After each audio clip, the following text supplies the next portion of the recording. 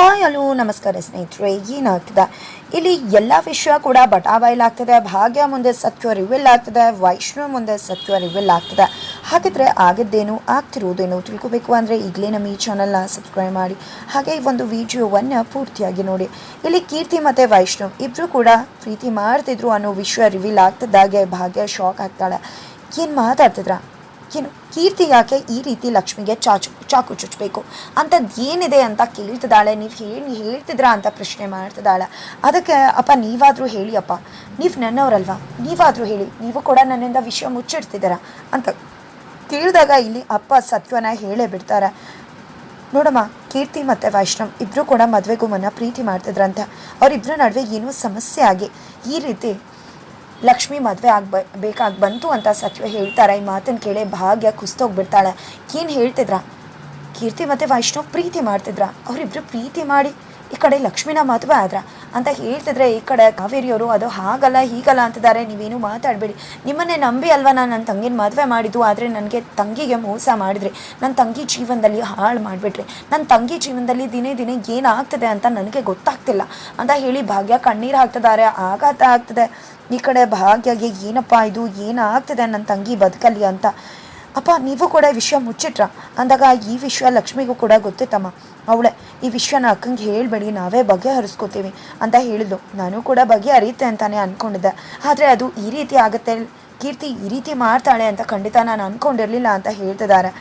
ಅಷ್ಟರಲ್ಲಿ ಈ ಕಡೆ ಕಾರುಣ್ಯ ಅವ್ರು ಬಂದು ಕೀರ್ತಿ ಏನೂ ಕೂಡ ಮಾಡಿಲ್ಲ ಅಂತ ಹೇಳ್ತಿದ್ರೆ, ನೀವು ಮಾತಾಡಬೇಡಿ, ಸುಮ್ಮನಿರಿ, ಇಲ್ಲಿ ನಡೆದಿರೋದೆಲ್ಲ ಏನಾಗ್ತಿದೆ ಅಂತಲೇ ನನಗೆ ಗೊತ್ತಿಲ್ಲ. ಹಾಗಿದ್ರೆ ಲಕ್ಷ್ಮಿ ಬದುಕಲ್ಲಿ ಆಟ ಆಡ್ತಾರೆ, ಇವರಿಬ್ಬರು ಪ್ರೀತಿ ಮಾಡಿದ್ಮೇಲೆ ಲಕ್ಷ್ಮಿನ ಯಾಕೆ ಮದುವೆ ಆಗಬೇಕಿತ್ತು ಅಂತ ಭಾಗ್ಯ ಕೆಂಡ ಕಾಡ್ತಿದ್ದಾರೆ.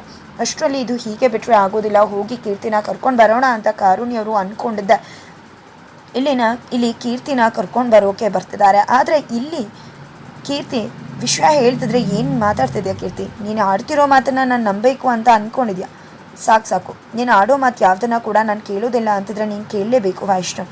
ನಾನು ಹೇಳ್ತಿರೋದು ನಿಜಾನೇ, ನಿನ್ನ ಜಾತಕದಲ್ಲಿ ದೋಷ ಆಯಿತು, ಅದೇ ಕಾರಣಕ್ಕೆ ನಾನು ನಿನ್ನ ಮದುವೆ ಆಗಲಿಲ್ಲ. ನಾನು ನಿನ್ನ ಮದುವೆ ಆಗ್ತಿದ್ರೆ ನೀನು ಸತ್ತೋಗ್ತಿದ್ದ, ನಿನ್ನ ಬದುಕಿಸ್ಬೇಕು ಅನ್ನೋ ಒಂದೇ ಕಾರಣಕ್ಕೆ ನಾನು ನಿನ್ನನ್ನು ಮದುವೆ ಆಗದೆ ತ್ಯಾಗ ಮಾಡಿದ್ದು ಅಂತ ಹೇಳ್ತಿದ್ರೆ ಏನು ಮಾತಾಡ್ತಿದ್ಯಾ, ಈ ಮಾತನ್ನೆಲ್ಲ ನಾನು ನಂಬ್ತೀನಿ ಅಂದ್ಕೊಂಡಿದ್ಯಾ, ತುಂಬ ಚೆನ್ನಾಗಿ ನಾಟಕ ಮಾಡ್ತೀಯ, ಇದು ಯಾವುದೇ ಮಾತನ್ನು ಕೂಡ ನಾನು ನಂಬೋಕ್ಕೆ ಸಾಧ್ಯವೇ ಇಲ್ಲ ಅಂತ ಹೇಳ್ತಿದ್ದಾನೆ ವೈಷ್ಣು.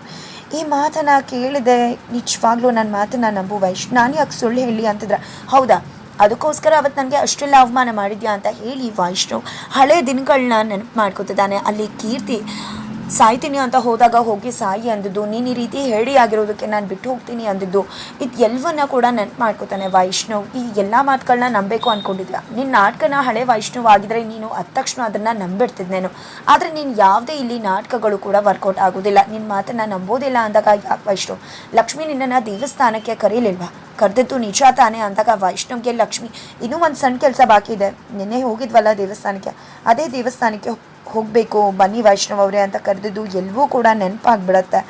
ನಂತರ ನೋಡು ವೈಷ್ಣವ್ ಲಕ್ಷ್ಮಿಗೂ ಕೂಡ ಈ ವಿಷಯ ಹೇಳ್ದೆ, ಅವ್ರಿಗೂ ಕೂಡ ಈ ವಿಷಯ ಗೊತ್ತಾಯಿತು, ಅದಕ್ಕೋಸ್ಕರನೇ ತೀರ್ಮಾನ ಮಾಡಬೇಕು ಅಂತಾನೆ ನಿನ್ನನ್ನು ದೇವಸ್ಥಾನಕ್ಕೆ ಕರೆದಿದ್ದು. ಪ್ಲೀಸ್ ನನ್ನ ಮಾತನ್ನು ನಂಬು, ನನ್ನ ಮಾತನ್ನು ನಂಬದೇ ಇರಬೇಡ ವೈಷ್ಣವ್, ನಾನು ಹೇಳ್ತಿರೋದು ನಿಜಾನೇ ಅಂತ ಹೇಳ್ತಿದ್ದಾರೆ.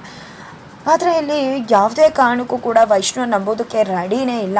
ನಂತರ ಏನು ನಾಟಕ ಮಾಡ್ತಿದ್ಯಾ, ಎಲ್ಲಿಂದ ಕಲಿತೆ ಇಷ್ಟೊಂದು ಡ್ರಾಮಾ ಮಾಡೋದನ್ನು, ತುಂಬ ಬ್ಲಾಕ್ ಬಸ್ಟರಲ್ಲಿ ಸ್ಟೋರಿ ರೈಟ್ ಮಾಡ್ತಿದ್ಯಾ, ನಿನ್ನ ಹತ್ರ ಹೇಳ್ಕೊಡ್ಬೇಕಾ, ನೀನೇ ಕಿಡ್ನಾಪ್ ಮಾಡಿಸಿ ಬೇರೆಯವ್ರು ಮಾಡಿಸ್ದಾಗೆ ಮಾಡಿಸೋಷ್ಟು ತಲೆ ಇದೆಯಾ ನಿನಗೆ, ಅಂಥದ್ರಲ್ಲಿ ಇದನ್ನೆಲ್ಲ ಹೇಳ್ಕೊಡೋ ಅವಶ್ಯಕತೆ ಇಲ್ಲ ಬಿಡು, ಆದರೆ ನೀನು ಏನೇ ಮಾಡಿದ್ರು ಕೂಡ ನಿನ್ನ ಮಾತನ್ನಂತೂ ನಾನು ನಂಬೋನಲ್ಲ ಅಂತ ವೈಷ್ಣವ್ ಹೇಳಿದ ತಕ್ಷಣ, ರೌಡಿಗಳ ಮಾತನ್ನು ನಂಬ್ತೀಯ, ನನ್ನ ಮಾತನ್ನು ನಂಬೋದಿಲ್ವಾ ವೈಶ್ ಅಂದಾಗ, ನಂಬೋದಿಲ್ಲ ಅಂದರೆ ನಂಬೋದಿಲ್ಲ ನಿನ್ನ ಮಾತನ್ನು ನಾನು ಅಂತ ಹೇಳ್ತಿದ್ದಾರೆ. ಜೊತೆಗೆ ಇಲ್ಲಿ ಕಾರುಣ್ಯ ಅವರು ಬರ್ತಿದ್ದಾಗೆ ಈ ಕಡೆ, ಪ್ಲೀಸ್ ವೈಷ್ಣವ್ ನನ್ನನ್ನು ಅರ್ಥ ಮಾಡ್ಕೊ, ಈಗ ಜಾತಕದ ವಿಷಯ ಎಲ್ಲ ಗೊತ್ತಾಗಿದೆ, 1 ವರ್ಷ ಆಗಬೇಕಿತ್ತು, 1 ವರ್ಷ ಕೂಡ ಆಗಿದೆ, ಈಗ ನನ್ನ ಗಂಡ ನನಗೆ ಬೇಕು, ಕೊಟ್ಬಿಡು ವೈಷ್ಣವ್ ಅಂತ ಅಂಗ್ಲಾಚ್ ಬೇಡ್ಕೊತಿದ್ದಾಳೆ ಕೀರ್ತಿ. ತಕ್ಷಣ ಈ ಮಾತನ್ನು ಕೇಳಿದ ತಕ್ಷಣ ಕೆನ್ನೆಗೆ ರಪ್ಪ ಅಂತ ವೈಷ್ಣವ್ ಬಾರಿಸೇ ಬಿಡ್ತಾನೆ. ಅಷ್ಟರಲ್ಲಿ ಈ ಕಡೆ ಕೀರ್ತಿ ಹೋಗಿ ತನ್ನ ಅಮ್ಮನ ಮೇಲೆ ಬೀಳ್ತಾಳೆ. ಅಮ್ಮ ಬರ್ತಿದ್ದಾಗೆ, ಏನು ಮಾಡ್ತಿದ್ದೆ ವೈಷ್ಣವ್ ನೀನು ಅಂತ ಕೇಳ್ತಿದ್ರೆ, ಇಲ್ಲಿ ವೈಷ್ಣವ್ ನಿನ್ನ ನಾಟಕ ಎಲ್ಲ ನಂಬೋದಿಲ್ಲ, ಪರ್ದೇನ ಹೇಳಿತಾ ಇದ್ದೀನಿ ನಿನ್ನ ನಾಟಕಕ್ಕೆ ಅಂತ ವೈಷ್ಣವ್ ಹೇಳಿದ ತಕ್ಷಣ ಈ ಕಡೆ ನಿಜ ನಂಬು ವೈಷ್ಣವ್ ಅಂತಿದ್ದಾರೆ. ಈ ಕಡೆ ನನ್ನ ಜಾತಕದಲ್ಲಿ ದೋಷ ಆಯ್ತಾ, ಎಲ್ಲರೂ ಕೂಡ ನನ್ನ ಜಾತಕದಲ್ಲಿ ರಾಜಯೋಗ ಇದೆ ಅಂತ ಹೇಳ್ತಾರೆ, ಅಂಥದ್ರಲ್ಲಿ ನಿನ್ನ ಮಾತನ್ನು ನಂಬೇಕಾ ಅಂದಾಗ, ಹೌದು ವೈಷ್ಣವ್ ಅವಳ ಮಾತನ್ನು ನಂಬಲೇಬೇಕು, ಯಾಕಂದರೆ ಇದನ್ನೆಲ್ಲ ಹೇಳಿದ್ದು ನಿಮ್ಮಮ್ಮ ಕಾವೇರಿನೇ ಅಂತ ಕಾರುಣ್ಯ ಹೇಳಿದ ತಕ್ಷಣ, ಅಯ್ಯೋ ಇಷ್ಟೊತ್ತು ಕಾವೇರಿ ಆಂಟಿ ಬರಲೇ ಇಲ್ವಲ್ಲ ಅಂತ ಅಂದ್ಕೊಂಡಿದ್ದೆ.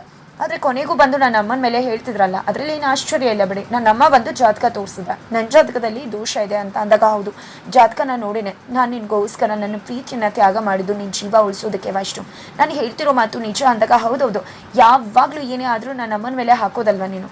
ಅಲ್ಲಿ ಲಕ್ಷ್ಮಿಯವರು ಜೀವಂತ ಶವ ಆಗಿ ಮಲಗಿದ್ದಾರೆ. ಅವ್ರನ್ನ ಅಂಥ ಸ್ಥಿತಿಗೆ ತಳ್ಳಿ ಈಗ ನನ್ನ ಅಮ್ಮನ ಮೇಲೆ ಈ ರೀತಿ ಆಪಾದನೆ ಹಾಕ್ತಿದ್ಯಾ. ನಿನ್ನ ಬುಟಾಟ್ಕೆ ನಾಟಕ ಎಲ್ಲ ನಾನು ನಂಬ್ತೀನಿ ಅಂದ್ಕೊಂಡಿದ್ಯಾ. ಯಾವುದೇ ಕಾರಣಕ್ಕೂ ಕೂಡ ನಿನ್ನ ಈ ನಾಟಕನ ನಂಬ್ತಕ್ಕಂಥ ವೈಷ್ಣವ್ ಅಲ್ಲ ಇವನು. ನಿನ್ನ ನಾಟಕನ ನಂಬೋದು ಕೂಡ ಇಲ್ಲ. ನನ್ನ ಅಮ್ಮನ ಬಗ್ಗೆ ಈ ರೀತಿ ಮಾತಾಡಿದ್ರೆ ನಾನು ನಂಬ್ತೀನಿ ಅಂತ ಹೇಗೆ ಅಂದ್ಕೊಂಡೆ ನೀನು ಅಂತ ಪ್ರಶ್ನೆ ಮಾಡ್ತಿದ್ದಾರೆ. ಈ ಕಡೆ ಕಾರುಣ್ಯ ಲಕ್ಷ್ಮಿ ಎಷ್ಟೇ ಹೇಳಿದ್ರು ಕೇಳ್ತಾ ಇಲ್ಲ. ಈ ಕಡೆ ವೈಷ್ಣವ್ ಗೆಟ್ ಲಾಸ್ಟ್ ಅಂತ ಹೇಳ್ತಿದ್ದಾರೆ. ಅಷ್ಟರಲ್ಲಿ ಈ ಕಡೆ ಕೃಷ್ಣ ಅವ್ರು ಬರ್ತಾರೆ. ಭಾಗ್ಯಗೆ ಎಲ್ಲ ವಿಷಯ ಗೊತ್ತಾಗಿದೆ, ಅಲ್ಲಿ ಭಾಗ್ಯ ಬಂದಿದ್ದಾಳೆ ಬಾ ಅಂತ ಕರ್ಕೊಂಡು ಹೋಗ್ತಿದ್ದಾರೆ. ನಂತರ ಈ ಕಡೆ ಕಾವೇರಿ ಅವ್ರನ್ನ ಭಾಗ್ಯ ಪ್ರಶ್ನೆ ಮಾಡ್ತಿದ್ದಾರೆ, ಏನಿದು ಅಥವಾ ನೀವು ನಾಟಕ ಮಾಡಿಬಿಟ್ರ, ಸುಳ್ಳು ಹೇಳಿಬಿಟ್ರ, ನೀವೆಲ್ಲರೂ ಕೂಡ ಸೇರಿಕೊಂಡು ಸುಳ್ಳು ಹೇಳಿದ್ರಲ್ವಾ, ನಿಮ್ಮೆಲ್ರಿಗೂ ಕೂಡ ಈ ವಿಷಯ ಗೊತ್ತಿತ್ತಲ್ವ, ಗೊತ್ತಿದ್ದ ನನ್ನ ತಂಗಿ ಬದುಕಲ್ಲಿ ಈ ರೀತಿ ನಾಟಕ ಮಾಡಿ ಆಟ ಆಡ್ಬಿಟ್ರ ಅಂತ ಕೇಳ್ತಿದ್ದಾರೆ. ಈ ಕಡೆ ವೈಷ್ಣವ್ ಬರ್ತಿದ್ದಾಗೆ, ನೀನಾದರೂ ಹೇಳು ವೈಷ್ಣವ್, ನಾನು ನಿನ್ನ ಮಗ ಅಂತ ಅಂದ್ಕೊಂಡಿದ್ದೀನಿ, ಎಂತೂ ಕೂಡ ಮೈದ ಅಂತ ಅಂದ್ಕೊಂಡಿಲ್ಲ, ದಯವಿಟ್ಟು ನೀನಾದರೂ ಹೇಳು ವೈಷ್ಣವ್, ಇಲ್ಲಿ ಏನಾಗಿದೆ ಅಂತ ದಯವಿಟ್ಟು ಹೇಳುವ ಅಂತಿದ್ರೆ. ನೀನು ಕೀರ್ತಿ ಲವ್ ಮಾಡಿದ್ದು ನಿಜನಾ ಅಂದಾಗ, ಹೌದು ಅದಕ್ಕೆ ನಾನು ಕೀರ್ತಿ ಲವ್ ಮಾಡಿದ್ದು ನಿಜ ಅಂದ ತಕ್ಷಣ ರಪ್ಪ ಅಂತ ಕಪ್ಪಾಳಕ್ಕೆ ಬಾರಿಸ್ತಾರೆ ಭಾಗ್ಯ. ನಂತರ ಈ ಕಡೆ ಬಾಯಿ ಮೇಲೆ ಬೆರಳು ಇಟ್ಕೋತಿದ್ದಾರೆ. ಎಲ್ಲರೂ ಕೂಡ ಏನಾಗ್ತದೆ ಇಲ್ಲಿ ಅಂತ ಹಾಸ್ಪಿಟಲಲ್ಲೇ ದೊಡ್ಡ ಗಲಾಟೆ ಆಗ್ತದೆ. ಏನು ಮಾಡಿಬಿಟ್ಟೆ ನೀನು, ಅವಳು ಲವ್ ಮಾಡಿದ್ಮೇಲೆ ನನ್ನ ತಂಗಿನ ಯಾಕೆ ಮದುವೆ ಆದೆ, ಮೋಸ ಮಾಡಿದೆ ಅಂತ ಹೇಳ್ತಿದ್ರೆ. ದಯವಿಟ್ಟು ನನ್ನ ಮಾತನ್ನು ನಂಬಿ, ನನಗೆಲ್ಲ ವಿಷಯ ಹೇಳಿ ಲಕ್ಷ್ಮಿ ಅವ್ರಿಗೆ ಮದುವೆ ಆಗಿದ್ದು ಅಂತ ವೈಷ್ಣವ್ ಹೇಳ್ತಿದ್ದಾನೆ. ಈ ಮಾತು ಅವಳಿಗೆ ಇನ್ನೂ ಕೂಡ ಶಾಕ್ ತರಿಸುತ್ತೆ. ನಂತರ ಹಂಗಂದ್ಮೇಲೆ ಕೀರ್ತಿ ಯಾಕೆ ಇಲ್ಲಿಗೆ ಬಂದಿದ್ದಾಳೆ, ಗಂಡ ಬೇಕು ಅಂತ ಯಾಕೆ ಹೇಳ್ತಿದ್ದಾಳೆ ಅಂತ ಭಾಗ್ಯವರು ಪ್ರಶ್ನೆ ಮಾಡ್ತಿದ್ರೆ. ಈ ಕಡೆ ವೈಷ್ಣವ್ ನನಗೆ ಗೊತ್ತಿರಲಿಲ್ಲ ಕೀರ್ತಿ ಈ ರೀತಿ ವರ್ಷ ಆದಮೇಲೆ ಬಂದು ಈ ರೀತಿ ಮಾತಾಡ್ತಾಳೆ ಅಂತ ವೈಷ್ಣವ್ ಹೇಳ್ತಿದ್ದಾನೆ. ನಂತರ ಈ ಕಡೆ ಕಾವೇರಿ ಅವರಂತೂ ಏನು ಮಾತಾಡ್ತಿದ್ಯಾ ಭಾಗ್ಯ, ನೀನು ಆಡ್ತಿರೋ ಮಾತು ನೋಡಿದ್ರೆ ಕೀರ್ತಿನೂ ಇಟ್ಕೊಂಡು ಲಕ್ಷ್ಮಿನೂ ಮದುವೆ ಆಗೋಕ್ಕೆ ಹೋಗಿದ್ದ ಅನ್ನೋ ರೀತಿ ಮಾತಾಡ್ತಿದ್ಯಲ್ಲ ಅಂತ ಹೇಳ್ತಿದ್ರೆ, ನೀವು ಮಾತಾಡಬೇಡಿ ಅತ್ತ. ಇಲ್ಲಿ ಎಲ್ರಿಗೂ ಕೂಡ ವಿಷಯ ಗೊತ್ತದೆ, ಎಲ್ಲರೂ ಕೂಡ ನನ್ನ ತಂಗಿ ಬದುಕಲ್ಲಿ ಆಟ ಆಡಿದ್ರೆ ಪಾಪದವಳು ಅತ್ತೆ ಅವಳು ಅಂತ ಪಾಪದ ಹುಡುಗಿ ಬದುಕಲ್ಲಿ ಈ ರೀತಿ ಆಟ ಆಡಿದ್ರಲ್ಲ. ನಿಮ್ಗೆ ಗೊತ್ತಿದ್ಯಾ, ಮತ್ತೆ ಗಂಡ ಬೇಕು ಅಂತ ಮತ್ತೊಂದು ಹುಡುಗಿ ಬಂದು ಕೇಳಿದ್ರೆ ಆಗೋ ಸಂಕಟ ಏನು, ವೇದನೆ ರೋದನೆ ಏನು ಅನ್ನೋದು ಸತ್ಯ ಅರ್ಥ ಆಗಿದೆಯಾ ನಮಗೆ. ಆ ಕಷ್ಟ ಅನುಭವಿಸಿದವ್ರಿಗೆ ಮಾತ್ರ ಗೊತ್ತು. ಇವತ್ತು ನನ್ನ ತಂಗಿ ಬದುಕು ಈ ರೀತಿ ಬೀದಿ ಪಾಲಾಗ್ತದೆ. ನಾನು ಅವ್ರ ಅಕ್ಕ ಎತ್ಕೊಂಡು ನಿಜ ಹೇಳಬೇಕು ಅಂದರೆ ನನ್ನಿಂದಾನೇ ಅವಳ ಬದುಕು ಹಾಳಾಗೋಯ್ತು. ನಾನು ಮದುವೆ ಮಾಡಿಸಿದ ಹುಡುಗ ನನಗೆ ಮತ್ತೊಂದು ಪ್ರೀತಿ ಇತ್ತ, ಗೊತ್ತಿಲ್ಲದೆ ನನ್ನ ತಂಗಿ ಬದುಕನ್ನು ನನ್ನ ಕೈ ಯಾರೇ ಹಾಳು ಮಾಡಿಬಿಟ್ಟ.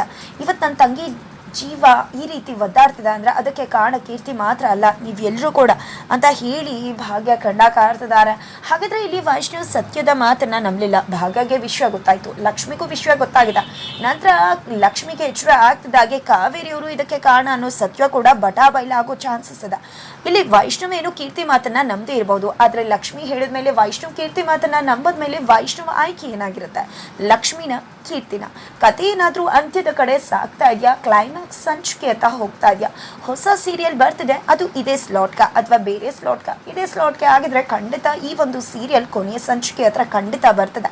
ಹಾಗಾದರೆ ಏನಾಗ್ಬೋದು, ಅಥವಾ ಕತೆ ಮತ್ತೊಂದು ಮಹಾ ತಿರುವನ್ನೇ ತಗೊಂಡು ಮುಂದೆ ಸಾಗತ್ತಾ, ಏನಾಗುತ್ತೆ? ಕಾವೇರಿ ಕತೆ ಅಂತ್ಯ ಆಗ್ತದೆ. ಈ ಕಡೆ ಕಾವೇರಿ ಅವರಂತೂ ವಿಲ್ಲ ಅಂತ ಒದ್ದಾಡ್ತಿದ್ದಾರೆ, ಮುಗೀತು ನನ್ನ ಕತೆ, ಏನು ಮಾಡಲಿ ಅಂತಾನೆ ತೋಚ್ತಿಲ್ಲ ಅಂತ ಒದ್ದಾಡ್ತಿದ್ದಾರೆ.